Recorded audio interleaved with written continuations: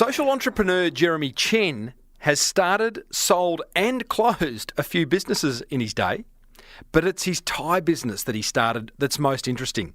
When people stopped wearing ties a few years ago, he had to decide whether to shut up shop, grind it out or pivot. Fortunately, a last-minute order from one special customer made the decision for him. Well, I said, welcome to a small business marketing show, where successful small business owners share their souls to take your marketing straight to the lead. Now, here's your host, Mr. Timbo Reid. And welcome back to your weekly dose of marketing ridiculousness. I'm your host, Timbo Reid. Infinitely more importantly, you're a motivated business owner and you're ready to crank out some great marketing to build that beautiful business of yours into the empire it deserves to be. Today's 442nd episode is made possible thanks to the good guys at American Express and Design Crowd. And guess what? Big show today. Oh yes, indeedly doodly. Serial entrepreneur Jeremy Chen talks about the numerous businesses he started and the pivot he made with his last one that led to a $6 million payoff. I announced the overall winner of this year's Monster Prize Draw, who wins a lazy $3,000 worth of goodies. And this week's Jingle of the Week, I love it. It's just in time for the long, hot Aussie summer.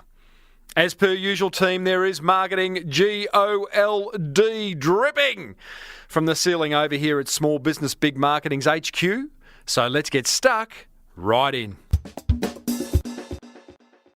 Okay, let's meet serial entrepreneur Jeremy Chen, who's started, sold and closed quite a few businesses in his day. But the one that caught my attention was how he started a retail business selling ties, then quickly faced a perfect storm of disasters, including the global financial crisis, people stopping wearing ties, and his warehouse burning down. That is a perfect storm of disasters. Now, under these circumstances, he had every reason to capitulate, to throw in the towel. Instead, Jeremy successfully pivoted the business into a branded merchandise business, thanks to one special customer who walked into his tie shop one day and made an order that changed everything. I started off by asking Jeremy what he loved about business. My favourite thing, Tim, is actually I'm the creative side of my business partnership, and I like the idea creation and sort of taking a concept from, something that frustrates me. I know it's very cliche, but something that frustrates me and sort of trying to see an opportunity in it and seeing, trying to weigh up the pros and cons and whether or not we can take something to market that will address that, that pain point, I guess. I don't think that's cliched at all, Jeremy. I think that's really interesting. I mean, I think the creative side of business is incredibly exciting. So give us an idea. Give us, paint a picture of what that process looks like for you. Is it as simple as you experience a problem in your personal or business life and go about solving it? Or what's it look like? To be absolutely honest, a lot of the personal ones that I come up with, everyday problems that everyone faces aren't actually ones that sort of make it to market. Personally, I feel, I love, everyone has a million ideas, and quite often, they don't have legs. They're nice to have, but they're probably not things that people would pay money for, I think.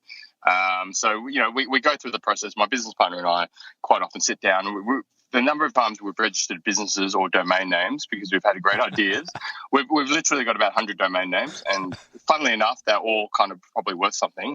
But we've registered, I think, 5 or 6 PTY Ltd companies over the years, and kind of started with things and thought, look, wait a second, maybe this isn't as great as this. And inevitably, which is and something I can go into great lengths about, is we almost always revert back to what we know will work and kind of what we're currently working on. Yes. Because I think we certainly don't believe that you spread yourself too thin. Well, not at our size anyway. I'm with you, mate. I think I at one point I had about 250 domain names. I was GoDaddy's best friend, and you just get a bit excited, right? I mean, for me, it was a few years ago when there was still some available, and I have sold them off. But it's an exciting time. You've kind of got to have a little bit of put a reality check on it, don't you? Otherwise, you can be off chasing bright shiny objects. Absolutely. And look, I've actually had a really interesting story. I'll just tell you in a nutshell. I was seated next to an older gentleman on a flight from Melbourne to Sydney once, and we're talking, and it was an interesting, he was a very good listener, I can give you that. And at the end of it, he gave me his card and he said, "Stay in touch." And I turned over his business card. It was the chairman of the ASX. The current chairman of the ASX, and we talked we actually shared a car. Well, he gave me a lift home in Sydney, and I told him about my dilemma. I said, I've got this great pie in the sky idea. It's game changing, involved drones and this and that, and this was 2 years ago.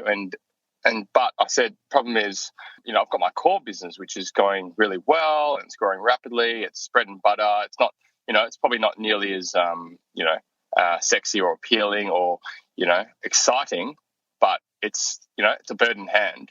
Mm-hmm. And for me, it was really great validation for him to say, look, he said to me, "Jeremy, you've made the right move. You got to have, you got to go with what works.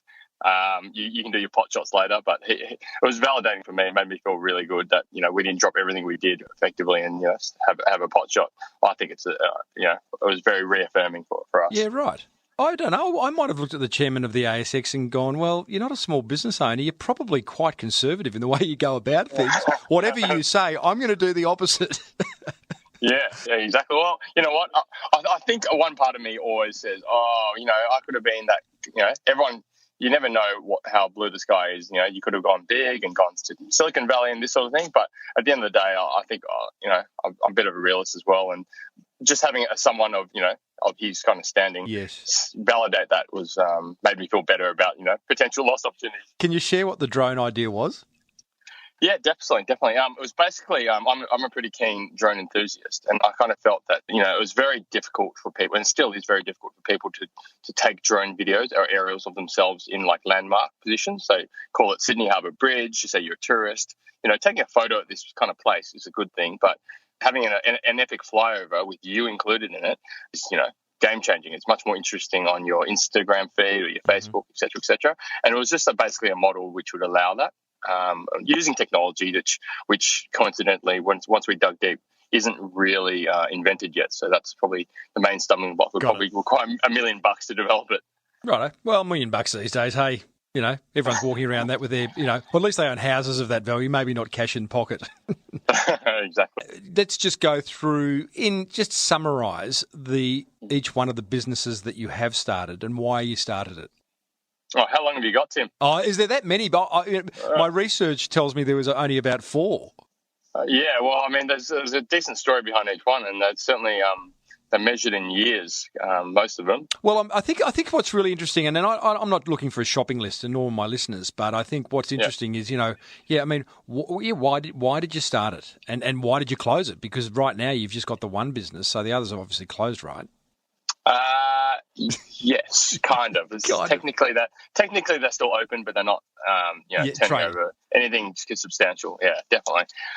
Well, look, the first one, which is still, for me, I think for everyone will tell you the same thing. The first one's always the most exciting. And what had actually happened was my business partner and I finished studying IT, and we're working in the IT world, and we're both doing reasonably well for 24-year-olds in the IT corporate world. And at the same time, we'd meet up after work once a week, and it wasn't our calling. And I think a lot of people, can identify with that. They're like, I can't see myself sitting facing computers 5 days a week for the rest of my life. Hey, Jeremy, there's a lot of people sitting in cubicles saying they can't do this for the rest of their life, and they're dying to do what you do, which is to have a business idea and take it to market. Yeah. Well, I think how we did it realistically is how I'd certainly recommend for people to do it, and that is literally get on a Skype at 6 p.m. most nights after we got home from work, and literally work till midnight and do a second shift starting this online business. And what we realised at the time, it seems silly to say it now, but in 2006, digital cameras were a really big thing, right? Mm-hmm. And everybody was just buying memory cards like crazy, like these compact flash cards and SD cards. And the memory was a big kind of online thing, and it was traded a lot online. And we saw an opportunity for that, and we literally just created a website using OS Commerce. We kind of had enough basic knowledge to get it going. Put 10 memory cards on there, switched on some Google ads. Love it. And you know what? It's amazing. The reason why it was so good, Tim, is because you literally turn on your ads, and 5 minutes later, you'd get a little, Ka-ching. email ka-ching, yeah, and we'd be like, wow, we just sold a $150 memory card. And would you believe it or not, in our first 12 months of trading, doing that, whilst, doing it on the side. So I'd come home from work and ship orders out of my living room. I think we almost cracked $1 million. So it was Good on you. Which was kind of big. Like, it was a big deal for us back then. Mate, that's a big deal now for anyone. That's a great story. Yeah, well, you know what? We were so excited about it. And every night, come home and check, there was 5 orders or 6 orders waiting. And we branched out from there. We did, other electronics, digital cameras, all these other things. But the core kind of profitable product line was memory cards because they were small, they had decent margins, etc., etc. But the big thing that we learned from this was, firstly, after a year, by the way, I think we started with $5,000 each seed money that we put in. After, I think it was $800,000 or $900,000 turnover and a years of doing this, we looked at our bank balance and it was still, I think it was like, say, $4,000 and we had $10,000 in stock. Ooh, so we turned over a whole bunch of money and we had nothing to show for. We weren't paying ourselves. So we're like, look, it might have been a bit more than that, but it certainly wasn't even enough to pay us $3 an hour or whatever it would have been. What did you do wrong? Well, what did we do right was probably more the answer. But I think it was certainly a case of people we underestimate that, you have to count your time. I mean, if you're not spending your time doing it, then you're paying someone to do it, right? Yeah. So that's every day of the week we lost, probably $100,000 that year. It's an interesting learning that I don't think anywhere near enough business owners account for their time. They factor in everything else, hard costs, all that stuff, other people's costs. Exactly. And leaving out your time can actually kind of make the bottom line look pretty good when you factor it in. Absolutely. And look, what it came down to was we said, all right, we've been doing this for a year. Why don't we have, anything to show for it? And we said, we had a look, and our gross margin was, say, 10%, call it 10%. We made $80,000. Then we looked at our Google invoices for the last 12 months, and it was $90,000. We're like, oh, okay, that's where it is. I mean, if you're paying for all your advertising. So, Jeremy, have you managed to? I want to hear about the other businesses because that's a good story in itself. Have you managed to harness that feeling of the first business, bottle it, and carry it forward into the other businesses to current day? I think yes, to a certain extent, but it's still not the same. It's kind of like your first car, right? You're still sentimental about it. Your first anything, really. Yeah, exactly. I think where we went from there is actually was the next learning stage again, and it's been quite incremental for us. I'd like to say that we were geniuses and we learned from that and turned our lives around. But so we sat down again, Tim, and we were like, okay, where are we going wrong here? And we thought, look, the margins aren't good enough for resellers, and we sourced as well as we could, but there just wasn't enough in it. So at the same time, we're still working in the corporate world, mind you. I went to the Canton Fair, the big trade fair in China, that literally where you can source anything and everything that's that China makes, which is everything. And look, I was browsing around, and I just remember I was so green. I was like, what? I'd go past a vendor that had smoking monkeys, and I'd be like, we need to import these smoking monkeys. There's a market for this. Australia needs smoking monkeys. Exactly. And literally everything was, I would have taken thousands of photos, got thousands of business cards and catalogs, and I came back with a luggage full of it, and I just didn't know where to start. And, that's the same, I guess, naivety that, most people have when they start. You can sell anything, but can you sell it, with a profit? And, what's your sales channels? How are you going to go to market, and that sort of thing.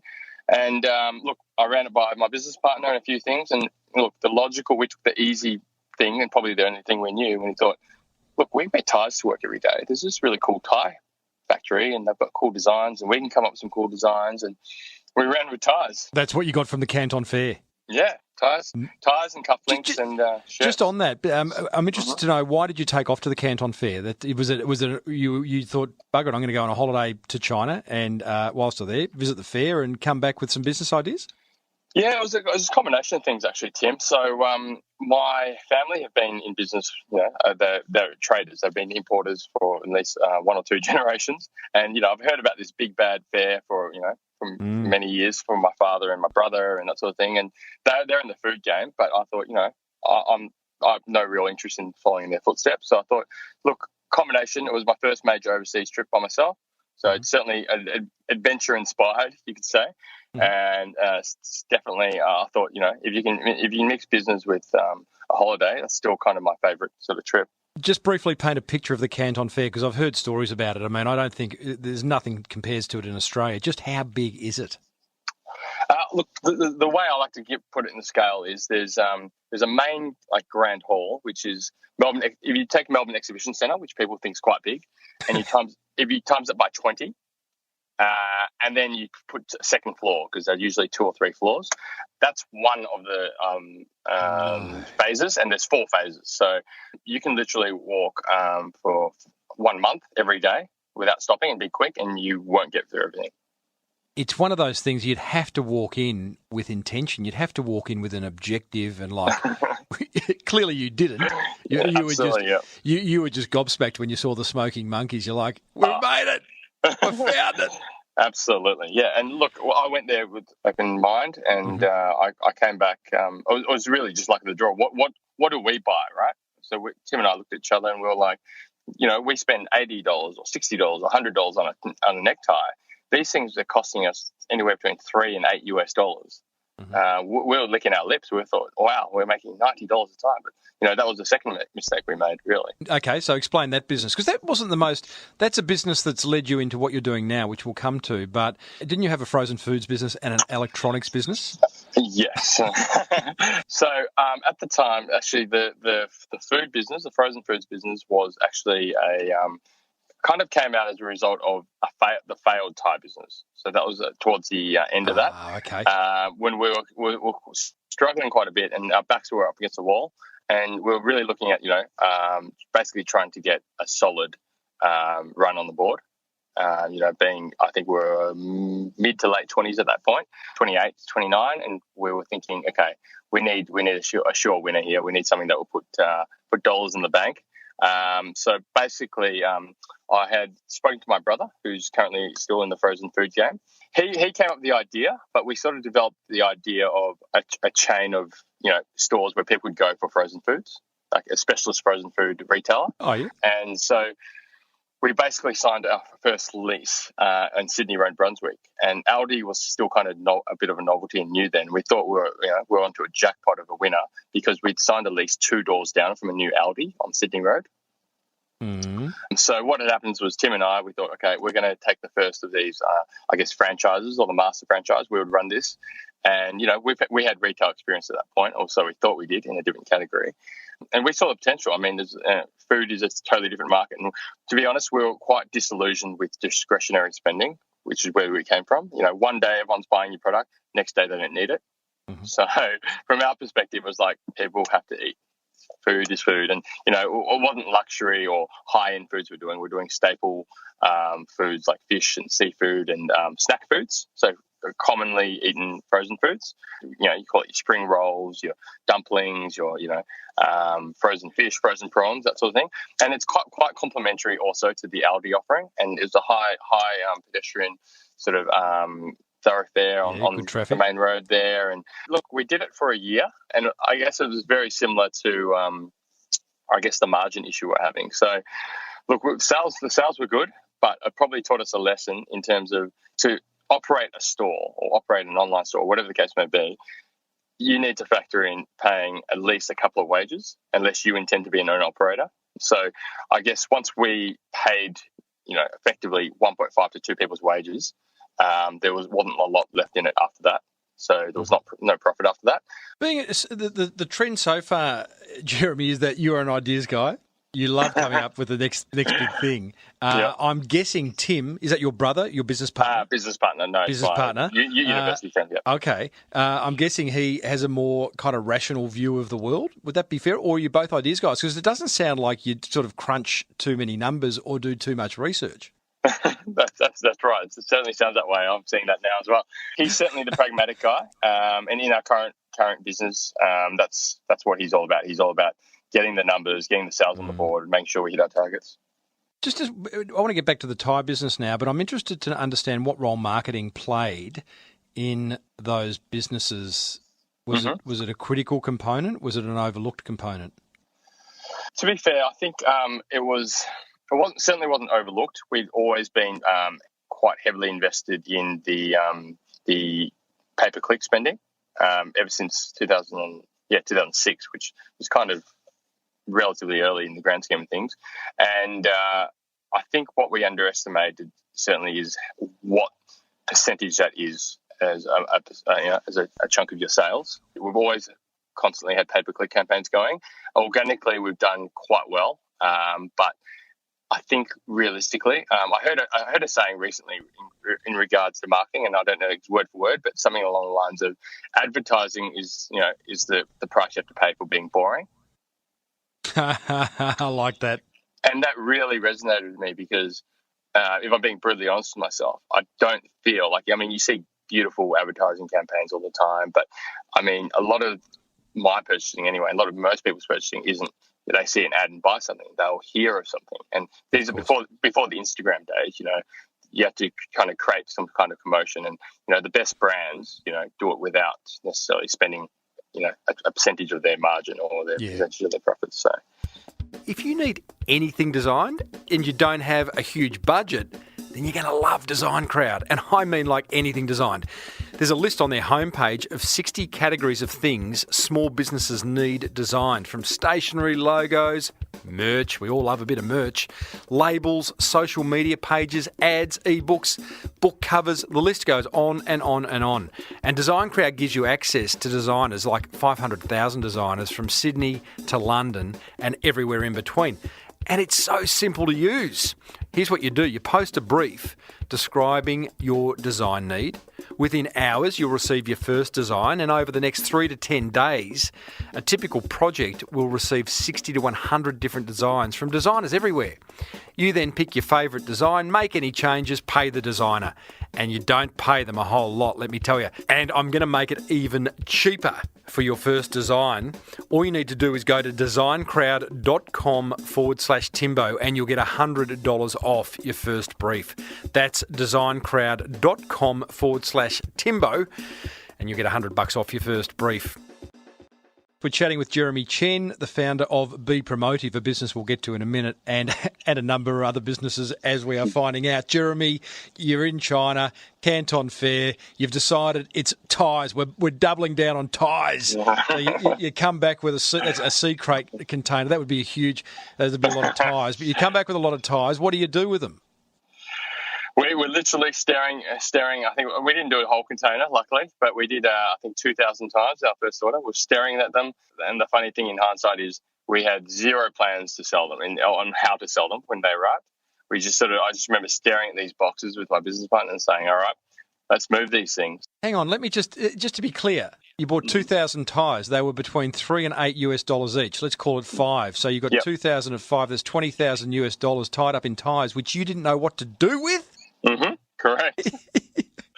So I think it's very much a case of what do they say? So take a step first, then then just shoot first, aim later. Ready, fire, aim. Yeah. Yes. And we were just so pumped about this product because we were tie wearers ourselves. We thought everyone wants these ties.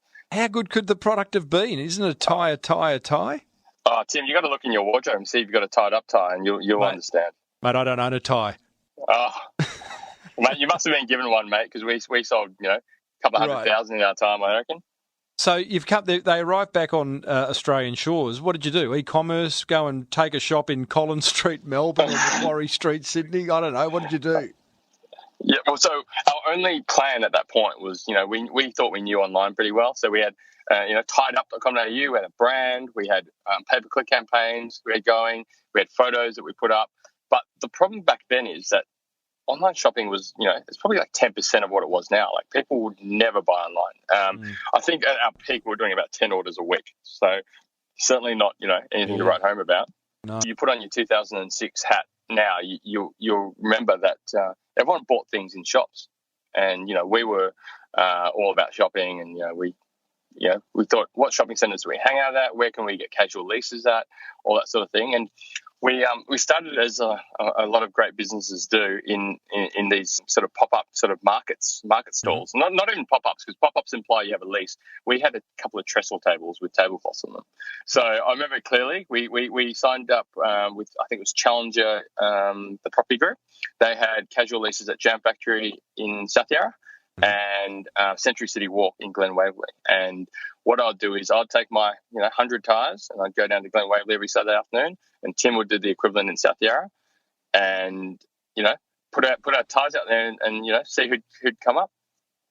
So many people I've spoken to over the years have done that, which gives you a proof of concept, starting in whether it be a farmer's market or a car boot sale market. Even the girls who started Spell and the Gypsy Collective, which is now a burgeoning $30 million a year business in Byron Bay, started in a car park in Byron Bay selling from the back of their boot. And it is great proof of concept, isn't it? Yeah, absolutely. And it sounds crazy to think about it now, but people were nuts about our product. Like, we had I think it was one tile was $40, two was 70, three for 100 or something around that mark. And we'd laid all these tables out, and they came in these little gift boxes, and we would have people come up. At the start, they'd come up and buy a couple, and then you'd see them 2 weeks later, and they'd come up and buy 8 tyres. They're like, "You guys have the best tyres ever." Normally, they're comparable to a $90, $100 product. They came in a gift box, and we built a following, and nobody bought one tyre because of the way pricing was structured and that sort of thing. And so within a month, we were like, okay, this has got legs.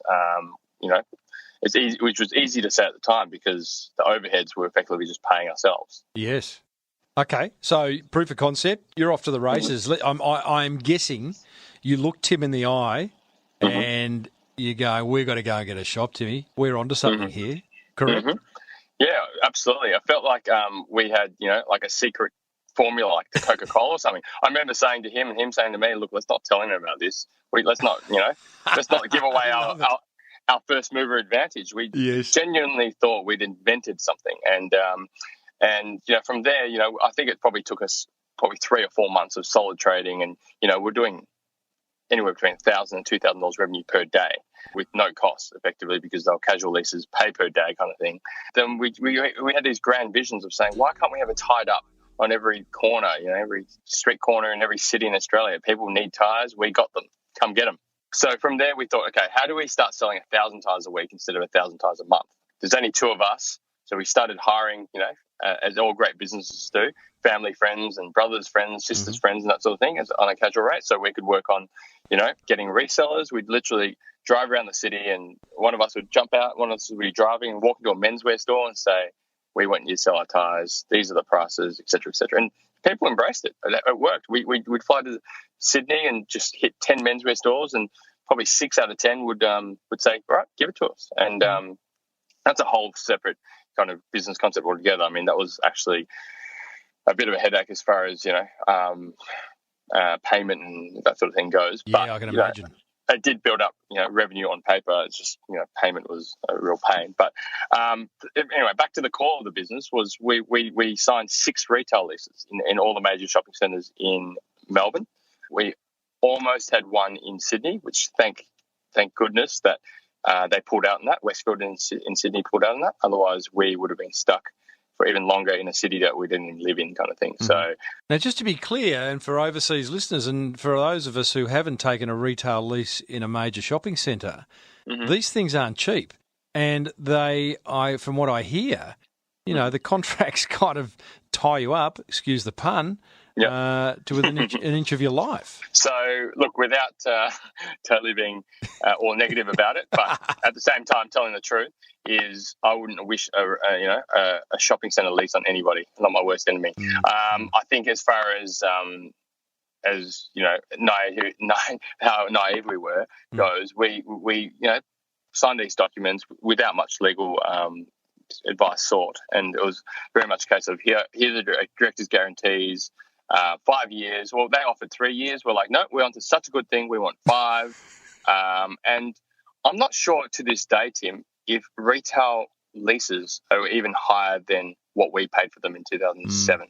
I think we were close to the top because since then, with online shopping. Well, it was pre-GFC, and things were rocking along, weren't they? But they came to a sudden halt. What? I'm just fascinated. Things, the proverbial does hit the wall, and we'll get to that. But what is going on in your head to think that you got to take these retail leases? Where did the money come from? How are you going to deck these shops out? Were you going to get interior designers? What were you? There are so many unanswered questions that I'm guessing even you hadn't answered. Absolutely, exactly. So the only way I can probably explain it is that at the end of each of these trading days we had these casual leases, mind you, with zero overhead. We were just, we were like, what do we do with all this money? This is so much money. This is a roaring success. We need to, and we're so bullish that, nobody could have convinced us otherwise. Nobody. And that's I think that's a symptom of, bull markets where, everything's going so well. You don't even consider that things would slow down. Mm-hmm. And at that age, we were 24 and 25 years old as well. I think we were, I guess, what's the word you call it? Young and foolish, and young and dumb. I think it is, Jeremy. Yeah, young and dumb. That's exactly what it is. Exactly. And so you set up. You're trading along. Just give us an idea. Can you remember what the monthly lease was on one of these stores in one of these shopping centres? I can, and I'm kind of embarrassed to say that we've paid this much. But one of our smallest stores we had, which was actually one of the best in terms of revenue, was we were paying $80,000 a year for 2.4 meters squared. That silence is not the phone line dying. Yeah, I'm in shock. Yeah, I love it. Yeah, and look, from a marketing perspective, so the thing is, we had tried these spots. We had a great try before you buy thing because we had trestle tables in this exact spot beforehand. Yes. So from a marketing perspective, I mean, my big takeaway from that era was that our walkthrough traffic was insane. I think the numbers, the shopping centres are very good at measuring numbers and selling the dream to, in terms of foot traffic. And that spot we had, which I won't name the centre, apparently the second highest foot traffic place in all of Melbourne, and the first being Flinders Street Station Steps, which is unleasable. So, and look, we certainly saw that. I mean, you don't need to advertise. Your advertising is the rent when you have 100,000 people walking past you every morning. You just have to have the right product and the right market. So you're trading along. You're selling ties. You're selling. I think you had some other stuff. You had shirts and things, right? Just a few accessories. And come 2008, the GFC hits, and what happens? So it was almost a perfect storm. It was an interesting time because in the space of, I remember it was probably 3 months. It felt like overnight. Discretionary spending just dropped off a cliff. So our clients were actually about 50-50, even though it's men's accessories. There was a lot of women buying gifts for their partners and brothers and fathers and that sort of thing.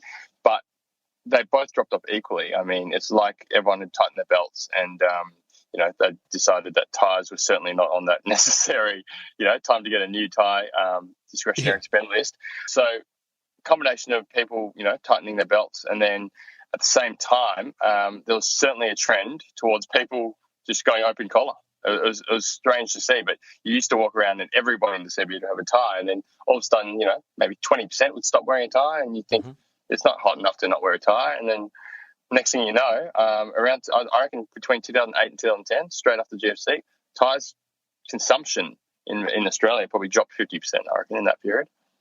How were you? How was your headspace and Tim's headspace? Well, at the time, we're kind of like, all right, let's just, we're going to ramp it up. We got to drive revenue. We got to do specials. We got to discount. And the funny thing is, I remember that point. We've had a few business mentors over the years, and that's something I'm a big advocate of, actually. But we had a few business mentors. I remember saying to the mentor was, we're pretty much up the creek, and what can we do? And keeping in mind that everything was legally tight and that sort of thing, tied down, there's not much you can do. I mean, you're literally a sitting duck. You can't get people, you can't necessarily drive people to the store. It's just that's what you're paying for with the lease. So we couldn't do anything. We felt kind of helpless. Shopping centres try to help you, but in quite meaningless ways, by putting for example, an advertising poster in a lift, but I mean, you don't see any uplift from that, for example. But they say that's charged worth X amount of dollars, but it doesn't really help you. So after a prolonged did you stay strong mentally? If I'm being absolutely honest, I tried my best, but there was certainly a period where we were, we discussed, for probably a brief minute about throwing the towel in as far as bankruptcy and that sort of thing goes. We were literally bleeding thousands of dollars every day across all these stores, and we didn't see an end to it. And at that point, we didn't have any, cash reserves where we could just say, okay, we're going to sit this out or anything. It was kind of like, all right, we're up against everything. We're, okay, next up is we're selling our car or whatever to get through it. And it wasn't something that we wanted to talk about, but it was certainly something that we had to consider. Okay. So come pivot time, it's like you got to make a decision, right? Yes, that's right. Yeah. And I think, remind me, something happened. Someone walked into the store and, sort of forced that decision? Yes. So our saviour is a great company known as BMW. We had a marketing manager from BMW come up to one of our stores in Southland, Westfield. And I still remember the call vividly because this marketing manager, I forget her name, she came up to one of our salespeople at the store in Southland and said, look, I'm after 200 tyres for this motor show. And this is also when motor shows are around. And the girl called our office and said, can we do these tyres or should I tell her to go away? I'm like, no. Put her on the phone. We need this. And it was amazing because, she didn't want a discount. She said, 200 tyres, $40. These are great tyres. These are BMW colours. All we need is you can get by the motor show. Mm-hmm. And so I remember, thinking if this lands, and it pretty much it's landed straight away, this will cover our losses for, 3 weeks or a month or whatever the case may be. And surely enough, it did. It was like the only positive news we'd had all year, effectively. And it really got us thinking about how we dig ourselves out of the hole. Right, because at the point you're going, well, we either close and possibly declare bankruptcy or we actually pivot this business into what is now a promotional products business, right? Correct, yep. Pretty good. Mm-hmm. Love a good pivot. Was that a hard decision given that there was another business that you had no experience in and that there was a learning and an investment of time and money, or was it like, hey, bankruptcy isn't an option, we're going to pivot and we're going to go and start another business? Look, I'd like to say it was a hard decision, but it was kind of like when your back's up against a wall. The initial pivot was really, who do we know who needs tyres? And we called up both our old schools. We said, you need some tyres. We know you do old boys tyres, whatever the case may be. Buy some of our tyres. And you know what? That's probably the most captive market. It's people people who want to help you, and they're tyre wearers, and they always will be tyre wearers. So we hit some schools and we saw, what, if we do X amount of schools, then that's going to cover, us for the time being and keep our head above water. Interesting. You what you said then, a captive market being people that who want to help you. That's when you are in trouble, reaching out to those people and saying, hey, listen, do you say you're in trouble, or do you just know that in reaching out, they're more likely to say yes to you? I think the interesting thing about schools is, especially if you're alumni of somewhere, and that's the same with the university. If you call up a university marketing department and say, hey, I was a student from 2002, let's talk. I mean, they are not going to hang up on you. That's what I kind of mean by, where there's a relationship, as opposed to trying to call, like we obviously don't do any form of cold calling and never have, but if you try to call a company, you won't get past the receptionist, without some sort of link or contact. Yeah, I've blogged about that. I've spoken about it previously. Getting past the Doberman is a job. It's a scary job. Someone's got to do it, but you need skills. Absolutely. Okay, so we've pivoted. How did you get out of all the leases at the shopping centres? Did you ride them out, or did you run away, or are the people looking for you? Should I not be interviewing you? A combination of both. We sought some advice from, I believe he's still around, a guy called the Retail Doctor who, gave us some good advice. And I think our final conclusions, we didn't see out every single one. We maybe cut short a few by a year without penalty. And I think that's, to credit to the shopping centres for, helping where they can, which is not very much. But it's not in their interest to have a struggling retailer either. When they see, someone's trading badly, and their product is no longer relevant to the market, then, I think the writing's on the wall. They need to move them on as well. And as you well know by now, I could not do this show without the support of the wonderful guys at American Express. And if there was one card in their suite of cards that I'd love to draw your attention to, it's their Business Explorer credit card, which is a very, very sexy little beast. Here's why. Up to 55 days interest-free on purchases. Use their money, not yours. That'd be a good idea. You earn up to 2 points for every dollar spent. You can receive 50,000 bonus points if you spend 100K in the first 12 months. That's a bit of dough, but I'm sure some of you could do that with all the business expenses that you have. You get complimentary travel insurance, and you can receive, how's this, a welcome bonus of 100,000 points if you apply by Feb 4 2019 and spend $3,000 within 3 months of your approval date. Pretty good. That's the Business Explorer credit card from American Express. To find out more, all you need to do is Google Amex Business, and guess what? Terms and conditions apply. Check their website for details. I'm Timbo Reid. That is serial entrepreneur Jeremy Chen over there, and you're listening to the award-winning Small Business Big Marketing Show, thanks to American Express. Jeremy, we've talked about pivoting now. What about grinding it out? What do you say to those listening who are maybe needing to make that decision? Do they grind it out? Do they pivot? That's a really good point. I think there's a few different angles on the whole grinding it out, and I think there's a right time to do it and there's a wrong time to do it. And I'll be the first to admit I have thought about grinding it out and have advocated grinding it out in the wrong context. And that is when our retail business was failing, Tim, my business partner, was the one who said, okay, this is a sinking ship. We need to, look at the promotion side of, start selling to schools, start selling to corporates. And I remember thinking, you know what, we're selling, say, $500 a day. If we only got up to $800 a day, for example, we'll cover our costs, we'll be fine. But I was determined that we could grind it out, we could discount, we could make it work. And I still remember kind of arguing that point a lot. Mm-hmm. But, fortunately enough, I was convinced that, the grass was really green on the other side. So I think grinding it out on something which a flawed business concept is never going to work. Conversely, I think in my current business, we really do grind it out as far as with our sales team, with our processes, with our leads and accounts.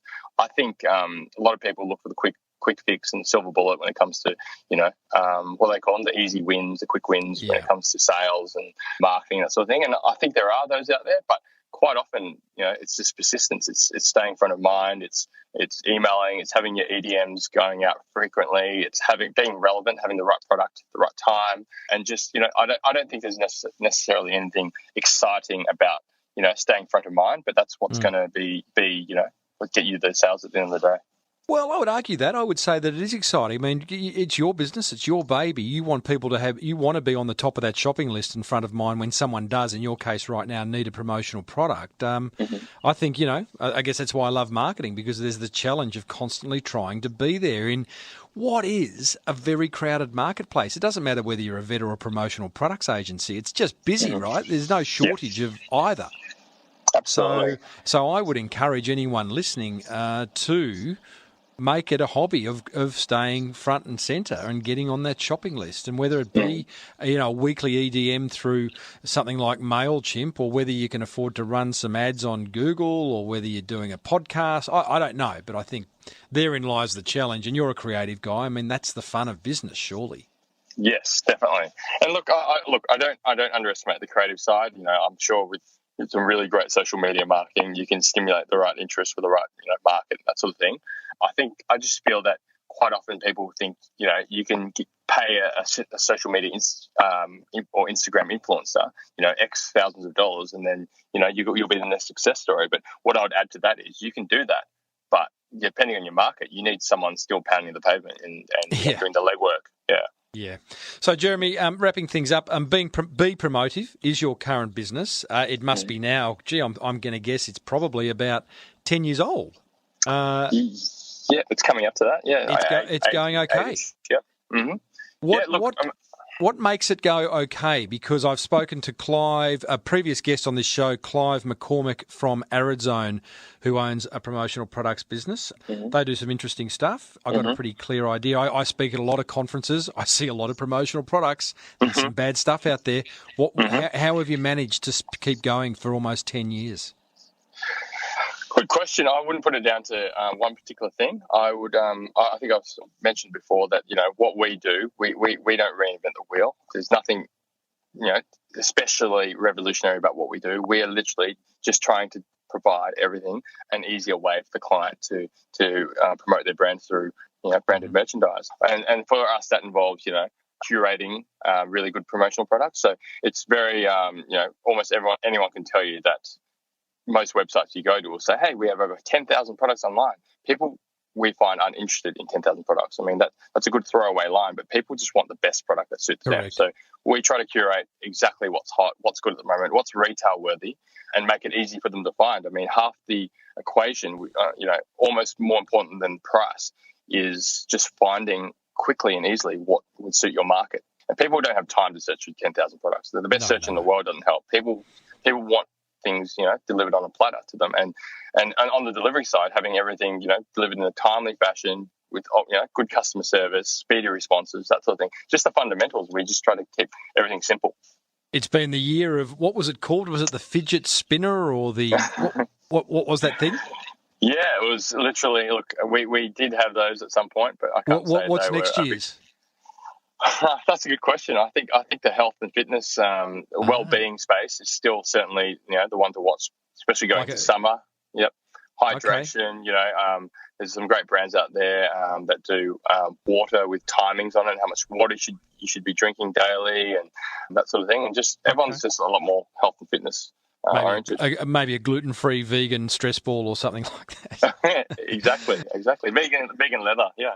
Hey, Jeremy, thank you, buddy. Thanks for sharing it's been a bit of a roller coaster ride for you. I think I'll give you a ring in 10 years' time to see how many other businesses you've started and closed and started again. So I look forward to that chat. Well done, mate. BePromotive.com.au is where you'll find Jeremy these days. Thanks, mate. Excellent. Thanks for your time, Tim. Well, there you go, team. Serial entrepreneur and almost Australia's first smoking monkey retailer, Jeremy Chen. Smoking monkeys, my goodness. I don't know whether they would have taken off. Hey, be sure to hang around after my top 3 attention grabbers, as I am about to announce this year's winner of the Monster Prize Draw, who wins in excess of $3,000 worth of prizes. But first, my top 3 attention grabbers from that chat with Jeremy, thanks to our good mates at Design Crowd and American Express. Attention grabber number 1. I simply love Jeremy's attitude towards pivoting or grinding it out. Sometimes you got to pivot. Sometimes you just got to go, you know what? This isn't working. We've got to make a small change. And Jeremy did that, and look where he's at now. Or grind it out. Just kind of head down, bum up, and see where that takes you. Hard decision, but a good one. Attention grabber number 2. Jeremy's idea of approaching his captive market when things were tight, I think, is really clever thinking. Those people who already know you and want to help you out, the low-hanging fruit. So if you're doing it tough right now, maybe reach out to your low-hanging fruit. Attention grabber number 3. Heading to the Canton Fair was a great decision despite not knowing what he was going there for. Yet it certainly paid off. Sometimes we've just got to bite the bullet, get out of our comfort zone, because guess what? That's where the magic happens. Well, that's what grabbed my attention. Would love to know what grabbed yours. Head over to smallbusinessbigmarketing.com/442 and let me know. Come on down. It's Timbo's Monster Prize Draw. Well, it is time to announce the 2018 winner of the Monster Prize Draw. In case you have been living under a rock, maybe it's your first time listening to this show. Over the course of this year, I have been reading emails from listeners who have told me an idea that they've implemented from listening to this show and what impact it's had on their business.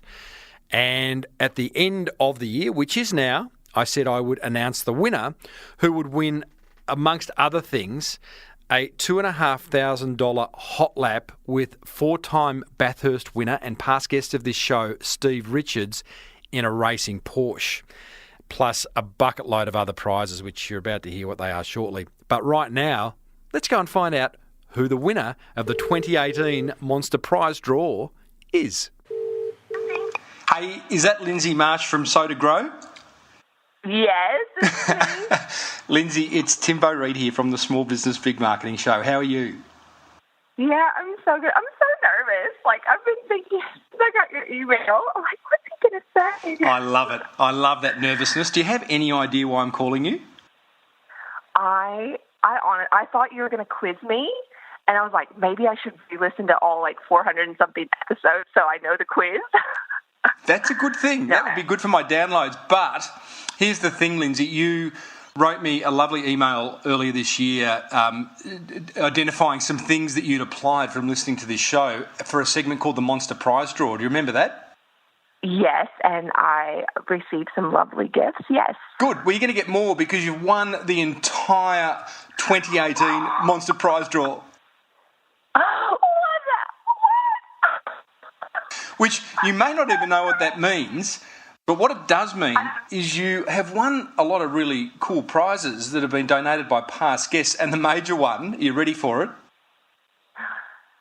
It's a hot lap in a racing Porsche with 5 times Bathurst champion Steve Richards, and you go about 300 kilometres an hour.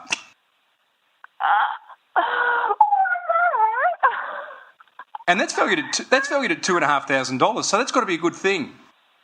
Yeah, that sounds really good. My husband's going to be heaps jealous. Well, I was going to say you could take him along. You could probably take him along and he can watch you. And he can watch, I can wave. I'll wave as I go by. Yeah, correct. Hey, but here's what else you've won, Lindsay. 2 lounge passes to the American Express Lounge at Melbourne or Sydney International Airport, $66, or an Orbit key, valued at $50. The list keeps going. 2 pairs of men's novelty socks for your husband. That's valued at $18, thanks to Matt at Put a Sock on it. A Basin Essentials pack from Saya Skincare. That's $79. 2 My DNA test kits. That'll help you identify things around your diet and your fitness, which I think we all need. That's $200. 8 canisters of yummy potato chips from the Good Chris Company. 6 packs of Mr. Lee's Hong Kong street beef noodles. A hamper from Ben's Bees. And the best thing of all, another link for you on the Small Business Big Marketing site, and that's valued at over $3,000. Whoa! Oh, I'm just if you see my face, it's really red right now. Well, Lindsay, well done to you. Can you remember some of the things that you applied from the show were fantastic? Can you remember any of them? Oh gosh, I've applied so many things. I guess the biggest one was generating an email list and, building my tribe and the people who follow me and being really connected to them, and also just freaking do it, which was, I think, Michelle Bridges said that. Yeah, that was the biggest one, was all these things that were holding me back because I was such a perfectionist. And I thought, just do it. It doesn't matter if it's perfect. Just go home and sort it out and do it. And I've grown from there. Yeah, a lot of what I do is because I listened to your show and it gave me confidence to go out there and do it. Well, I think you're awesome, Lindsay. You're one of the reasons, people like you are one of the reasons I do my show. Not one of, it's the reason why I do my show. Small business owners doing big marketing and having an absolute crack. And I think the Sow to Grow website is just a great example of someone who's taken all those ideas and applied them. So thank you. No, thank you. Thank you for all that you do for us in the community. It's wonderful to have somebody like you to be in our ears coaching us every day. Absolute pleasure. Well, Merry Christmas to you. Enjoy that hot lap. It's going to be.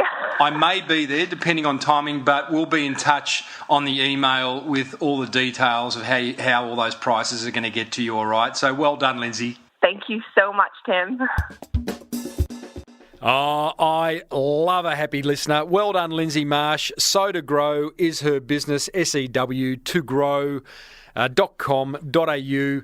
That is a wonderful outcome. Happy listener. Now, the Monster Prize Draw is continuing next year. It'll start again in January. All you need to do is email me, tim@timreid.com.au, telling me one idea you've implemented from listening to this show and what impact it's had on your business. If I read it out on air, you win a prize or three and go into the draw to win a big prize at the end of the year, which I haven't quite decided on what that is just yet, but I can assure you it'll be a ripper. Righto, it's time for the advertising jingle of the week. This one dates all the way back to 1978 and launched Kerry Packer's Rebel cricket competition that we all know now as World Series Cricket. Back then it was very, very controversial. Now, this jingle was so popular that it actually got released as a jingle for radio play and topped the charts for 2 weeks in February 1978, going double platinum. It's pretty impressive. I mean, how many jingles can claim going double platinum and being released for radio?